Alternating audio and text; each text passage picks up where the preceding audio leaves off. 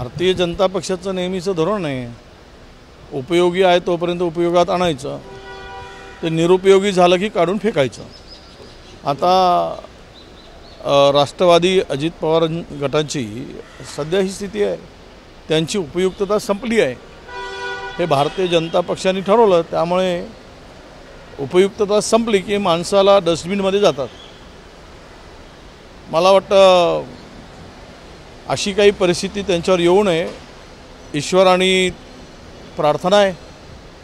कारण अयोध्येमध्ये प्रभू रामचंद्रांनी त्या जिल्ह्यामध्ये आशीर्वाद इंडिया गठबंधनलाच दिला आहे। त्यामुळे आमची श्रद्धा आहेच तिथे, ते दिसून पडलं आहे। त्यामुळे ती स्थिती त्यांची येऊ नये, ईश्वर करो। पण या परिस्थितीला ते कसे सामोरे जातात, या दुःखातून ते कसे सावरतात हे महाराष्ट्र बघतोय।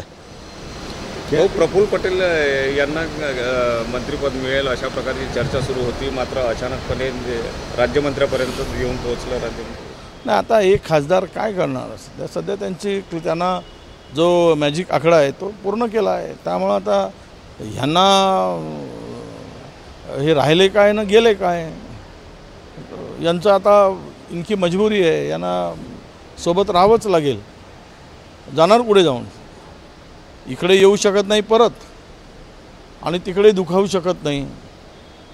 म्हणजे दोनही गोष्टी आहेत आता, की धरलं तर चावते आणि सोडलं तर पडते, अशी अवस्था सध्या त्यांची आहे।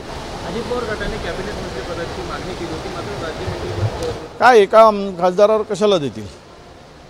आता जे ज्या त्यांची जेवढं हे आहे तेवढं पाहूनच देणार ना। जे झिरोवर तर काय मिळायचं नाही, पण एकवर काय मिळणार? तर एकवर राज्यमंत्री ती चांगली आहे, ते आनंदाने स्वीकारायला पाहिजेत। जो मिला वो खाओ अशी परिस्थिती आहे आता सध्या। लोकसभेचा प्रचार पाहिला तर भाजपाने मुस्लिम आरक्षणाला विरोध केला, ते आता पाहू पुढे काय होत आहे।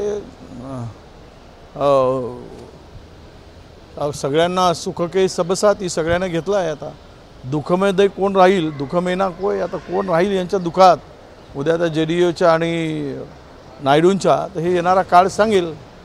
कारण JDUला तर एकच कॅबिनेट आणि एक राज्यमंत्री दिला आहे, म्हणजे अक्षरशः बोळवण केली त्यांची, बिना पाण्यानं हजामत करतं तशी केली आहे, भादरवली आहे। हे पुढे पुन्हा काय काय होतं ते पाहू।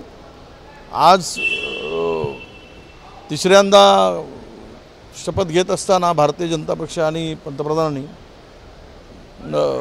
या दोन लोकांना उद्या वाटाण्याच्या अक्षता नाही लावल्या 6 महिन्यात, किंवा यांचा पक्ष फोडला नाही तर नवल वाटू नये असं मला वाटतं। हिंदी में बताइए भैया, हिंदी में बताइए क्या कहेंगे आप आज? नहीं, देखिए ये मंत्रिमंडल जो गठन बना है ये कोई ज़्यादा दिन चलने वाला मुझे नहीं लगता। एक तो जोड़ तोड़ ये बनाकर जिनको बड़ी आशाएं थी उनको क्या दिया ये तो सब देख रहे। JDU को एक कैबिनेट दिया गया, बहुत सारी थी कि 4 पोर्टफोलियो मिलेंगे, कैबिनेट मिलेंगे, ये मिलेगा, स्पीकर मिलेगा, वो हम मांगेंगे, ऐसा सब कुछ बातें चल रही थी। अब ये उन्होंने पाटिंबा दे दिया, उन्होंने सपोर्ट दे दिया। अब जो देंगे वो लेंगे, नहीं देंगे तो वो भी नहीं मिलेगा। वो अब तोड़ फोड़ की राजनीति शुरू हो गई है। हो सकता है कि कल JDU और चंद्राबाबू की पार्टी ये दोनों बाबू को काबू में रखने के लिए इनकी पार्टी न तोड़ दे, ये भी आने वाले दिन में हो सकता है। तो हम देखेंगे ये आगे के 6 महीने क्या होता है और किस दिशा में सरकार जाती है। हम तो विरोध में हैं, विरोध में हमारी भूमिका देश की जनता के लिए हमारी भूमिका जो है, हमारे हिस्से में जो आया है हम लोग अच्छी तरह से निभाएंगे। एनसीपी के बारे में क्या कहेंगे? नहीं, एनसीपी तो बड़ा मुश्किल काम हो जाएगा, उनका बड़ी तकलीफ़ की बात है। अब उनकी ऐसी स्थिति है कि जो मिलेगा तो लेना पड़ेगा, नहीं तो ये नहीं। वो पकड़ा तो काटता है, छोड़ा तो भागता है, क्या करेंगे बेचारे? एक खासदार पे क्या नाचेंगे? वो बहुत मुश्किल में है, उनके दुख में हम लोग सहभागी है।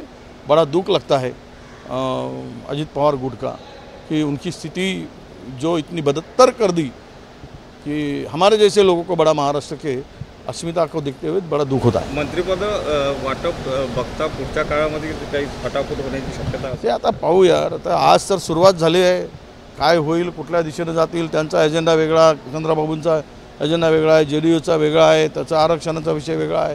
हे सगळं जे आहे हे पुढे कसं चालतं यावर आमचं लक्ष आहे. ABP माझा, उघडा डोळे बघा नीट.